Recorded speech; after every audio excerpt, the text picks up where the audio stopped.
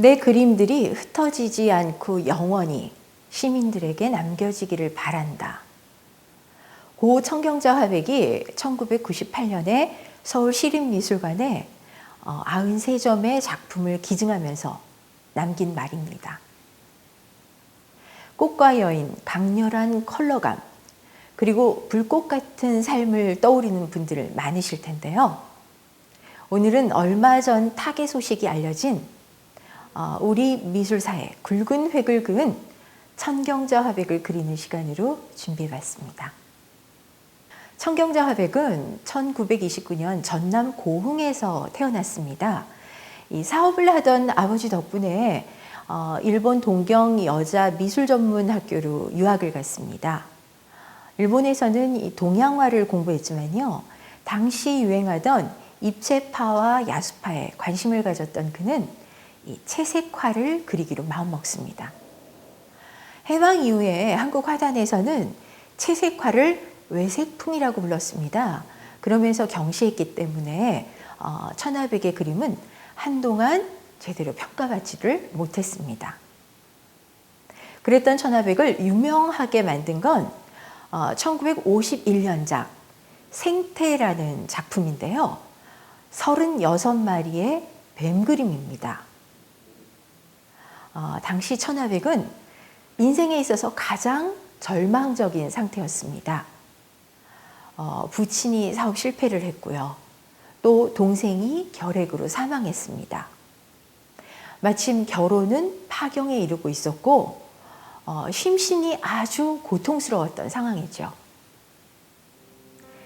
잔뜩 독을 품고서 세상을 향해 혀를 내밀던 독사들, 굵은 생명줄처럼 또아리를 들고서 꿈틀대던 비단뱀, 멸지 문화의 한을 품고 뱀으로 환생한 듯한 귀족뱀, 세상사 닮은 그들이 징그럽고 흉측하다고 고개 돌리는 그 뱀들이 나에게는 생명수 마냥 느껴졌다. 어린 시절 고향에서의 추억도 떠올랐다. 햇빛에 꽃빈을 바닥거리며 향기 물씬한 찔레꽃을 스쳐가던 가느다란 실뱀들. 그래, 뱀을 그려보자. 천화백은 96년에 경향신문에 게재한 자전적 에세이에 이렇게 썼습니다. 뱀 그림인 생태로 알려진 이후에 주로 꽃과 여인을 소재로 삼은 작업을 했습니다. 그림의 모델은 대개 화가인 천경자 자신이었는데요. 때문에 영원한 나르시스트다, 또 한국의 프리다 칼로다 이렇게도 불리기도 합니다. 자화상이 많은 작가는 내면을 잘 아는, 사실 그래서 잘 표현할 수 있는 대표적인 인물로서 자신을 그린다고 하는데요. 그런 의미에서 천경자는 자신을 한국 여성의 대표 상징으로 삼았다라고 볼 수 있습니다. 고인과 가까웠던 소설가 박경리 선생님은 시 천경자를 노래함을 통해서 천화백의 성품과 기질을 소개했습니다. 화가 천경자는 가까이 갈 수도 멀리 갈 수도 없고 매일 만나다시피 했던 명동 시절이나 20년 넘게 만나지 못하는 지금이나 거리는 멀어지지도 가까워지지도 않았다. 대담한 의상 걸친 그를 바라보고 있노라면 허기도 탐욕도 아닌 원색을 느낀다. 어딘지 나른해 보이지만 분명하지 않을 때는 없었고 그의 언어를 시적이라 한다면 속된 표현, 아찔하게 감각적이다. 마음만큼 행동하는 그는 들쑥날쑥 매끄러운 사람들 속에서 세월의 찬바람은 더욱 매웠을 것이다.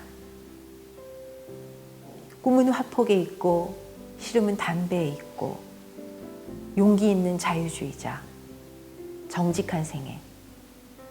그러나 그는 좀 고약한 예술가다. 청경자 화백은 그림뿐 아니라 문학적 재능도 뛰어났습니다. 1955년 수필집 여인소묘 등 단행본 15권과 이 수필집 10권, 그리고 신문 잡지 연재 12권 등으로 대중들과 함께했고요. 특히 2006년에 편집돼서 재출간된 내 슬픈 전설의 49페이지는 솔직하면서도 뜨거운 자서전입니다. 내 과거를 열심히 살게 해준 원동력은 꿈과 사랑과 모정, 3가지 요소였다고 생각한다.